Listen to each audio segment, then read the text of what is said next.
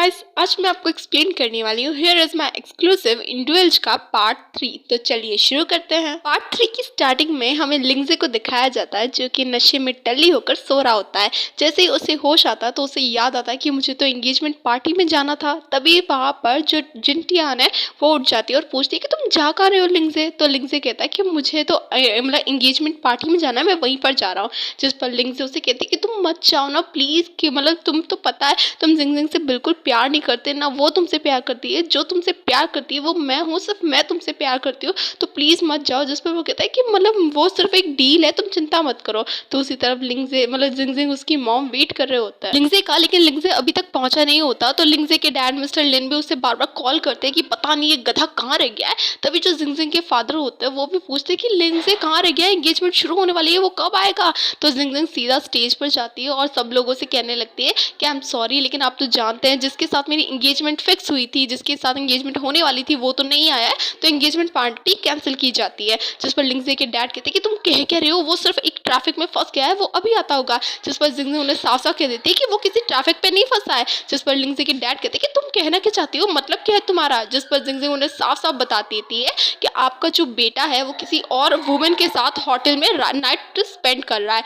जिस पर उसके डैड कहते हैं कि क्या बकवास है ये सब। जिस पर है ना जिंगजिंग उन्हें पूरी फोटोग्राफ दिखा देती है लिंगजे की जिनटियान की एक साथ। तो वहां पर सभी लोग जो भी मौजूद होते हैं वो गॉसिप करना स्टार्ट कर देते हैं कि जिंगजिंग कहती है अंकल लिन, अगर आपको भरोसा नहीं है तो आप जाकर चेक भी कर सकते हैं। तो जो मिस्टर लिन होते हैं वो एकदम चुप हो जाते हैं कि यार अब क्या बोले, क्योंकि ये सब बिल्कुल सही होता है। तो जिंगजिंग के फादर भी आते हैं कि तुम क्या ये सब रायता फैला रही हो, ये सब बंद करो। जिस पर जिंगजिंग तो उन्हें एकदम चुप करवा देती है कि आप ना बीच में मत पड़िए। और जिंगजिंग सबसे अनाउंस करती है कि मैं जिंगजिंग दोबारा सिंगल हो चुकी हूँ और आप में से जो भी मतलब मैरिड के लायक बंदा हो वो मतलब अप्लाई कर सकता है मुझसे शादी के लिए। तो वहीं पर जो फूसीहान है वो अपने बॉडीगार्ड के साथ आ जाता है, जिसे देखकर जिंगजिंग के फादर कहते हैं कि मिस्टर फूसीहान आप यहाँ पे क्या कर रहे हैं अचानक। जिस पर फूसीहान कहता है कि क्या मतलब मैं नहीं आ सकता इस पार्टी में। जिस पर मतलब उसके जिंगजिंग के डैड कहते हैं कि नहीं नहीं, आपका तो मोस्ट वेलकम है, आप जब चाहे तब आ सकता है। तो फूसीहान सीधा जिंगजिंग के पास आता है और कहता है कि तुमने कहा है सिटी का कोई भी बंदा जो शादी लायक हो वो अप्लाई कर सकता है, तो तुम ना मुझे भी उन बंदों में काउंट करो। जियांग का बॉडीगार्ड ये सब सुनकर एकदम शॉक में चला जाता है और जो जिंगजिंग के डैड होता है वो बार बार फूसियांग से पूछ रहे होते हैं कि क्या आप सच में जिंगजिंग से शादी करना चाहते हैं, आप सच में जिंगजिंग में इंटरेस्टेड है क्या। जिस पर फूसियांग भी कह देता है ऑफ कोर्स मैं जिंगजिंग से शादी करना चाहता हूँ और मैं ना उसमें काफ़ी ज़्यादा इंटरेस्टेड हूँ, लेकिन मैं चाहता हूँ जिंगजिंग अपना फैसला खुद ले, कोई उसे किसी तरीके से फोर्स ना करे। दूसरी तरफ जिंगजिंग मतलब फूसियांग के सडनली प्रपोजल से एकदम शॉक रहती है और फिर बाद में कहती है कि मिस्टर फूसियांग थैंक यू आपकी काइंडनेस के लिए, लेकिन क्या है ना मुझे इस चीज़ के बारे में सोचने के लिए, इस प्रपोजल के बारे में सोचने के लिए टाइम चाहिए। जिस पर फूसियांग सोचता है कि मेरी फिजिकल डिसेबिलिटी की वजह से जिंगजिंग मुझे रिजेक्ट कर रही है, लेकिन कोई फूसियांग को बताओ यार, अगर आप किसी लड़की को सडनली प्रपोज कर दोगे तो उसे सोचने के लिए कम से कम थोड़ा टाइम तो चाहिए होगा। जिस पर फूसियांग भी जिंगजिंग को ओके कह देता है कि ठीक है मैं थोड़ा टाइम वेट कर सकता हूँ। दूसरी तरफ लिंगजे के डैड लिंगजे पर बरस रहे होते हैं कि तुम्हारी वजह से आज इतना बड़ा कांड हो गया, हमारी फैमिली की रेपुटेशन सब कुछ मिट्टी में मिल चुकी है सिर्फ तुम्हारी वजह से। जिस पर लिंगजे उन्हें एक्सप्लेन करने की कोशिश करता है कि ऐसा कुछ भी नहीं हुआ था डैड, लेकिन जो लिंगजे के डैड है वो कहाँ सुनने के लिए तैयार थे, वो तो उसे मतलब बुरा भला बोल ही रहे होते हैं कि तुम नालायक हो, तुम किसी काम के नहीं हो, फलाना ठिकाना। तो फिर दिखाया जाता है कि पार्टी ओवर होने के बाद जिंगजे के डैड उसके पास आता है और उसे कन्विंस करने के लिए कोशिश करते हैं कि तुम फूसियांग से शादी कर लो, ये काफ़ी ज़्यादा प्रॉफिट होगा हमारे बिजनेस के लिए, तुम्हारे लिए, तुम अपने बारे में भी सोचो। लेकिन जिंगजिंग तो उनके सारे पैतरे जानती थी, वो इतनी आसानी से हाँ तो नहीं बोल, वो तो अपने स्टेप फादर को काफी ज्यादा उल्टा सीधा सुना देती है और यहाँ तक उन्हें अंकल भी कह देती है। अगले दिन जिंगजिंग आराम से तैयार होकर अपने काम पे जा रही होती है, लेकिन जैसे ही वो कंपनी पहुंचती है वहां उसे लिंगजे दिखता है।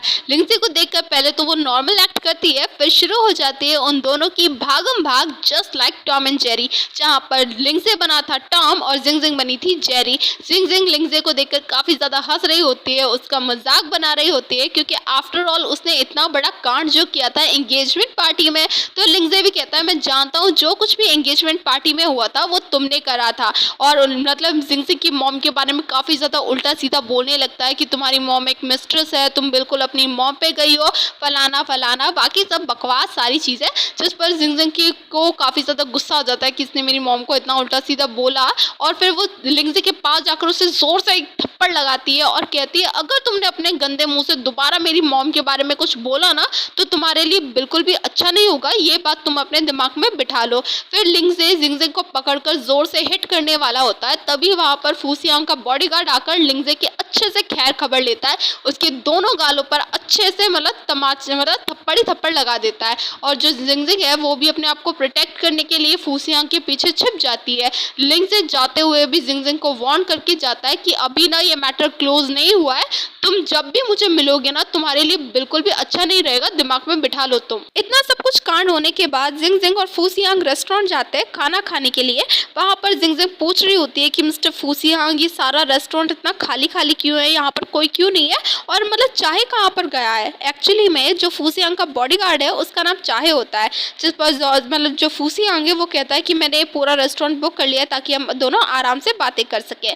फूसियांग कहता है कि मैंने एंगेजमेंट पार्टी में जो आपको प्रपोजल दिया था उसके बारे में आपने क्या सोचा है, जिस पर जो जिंगजिंग होती है वो भी सोचने लग जाती है कि यार ये फूसियांग सच में मुझ में इंटरेस्टेड है या फिर सिर्फ मेरा मजाक बना रहा है और क्या मुझसे सच में ये शादी करना चाहता है। जिस पर जिंगजिंग फूसियांग से पूछ ही लेती है कि मिस्टर फूसियांग क्या आप सच में मुझ में इंटरेस्टेड है, लेकिन आप तो जानते हैं कि हमारे स्टेटस में एज में कितनी ज़्यादा डिफरेंस है। जिस पर फूसियांग सोचता है कि ये मेरी फिजिकल डिसेबिलिटी की वजह से मुझे हाँ नहीं कहना चाहती, मुझे रिजेक्ट कर रही है, और वो कहता है कि मतलब मुझे कोई फ़र्क नहीं पड़ता कि हमारे स्टेटस में कितना डिफरेंस है, हमारे एज में क्या डिफरेंस है, मुझे सिर्फ इस बात से मैटर है कि आप मुझे रिजेक्ट करती है या फिर आप मुझे हाँ कहना चाहती है। जिस पर जिंगजिंग कहती है कि आपने मेरी इतनी हेल्प की है मिस्टर फूसियांग, मैं ना आपको रिटर्न करना चाहती हूँ, लेकिन आप मुझसे क्या चाहते हैं आप मुझे साफ साफ बताइए। जिस पर फूसियांग कहता है कि मैं सिर्फ आपको चाहता हूँ, मैं सिर्फ आपसे मतलब शादी करना चाहता हूँ। जिस पर मतलब जिंगजिंग पूछती है कि मिस्टर फूसियांग आपको मुझ में इतना मतलब किस चीज़ में इंटरेस्ट है और आप मुझ में इतना इंटरेस्ट क्यों दिखा रहे हैं, आप मुझसे शादी क्यों करना चाहते हैं। जिस पर फूसियांग कहता है जिंगजिंग तुम ना काफ़ी ज़्यादा स्पेशल हो।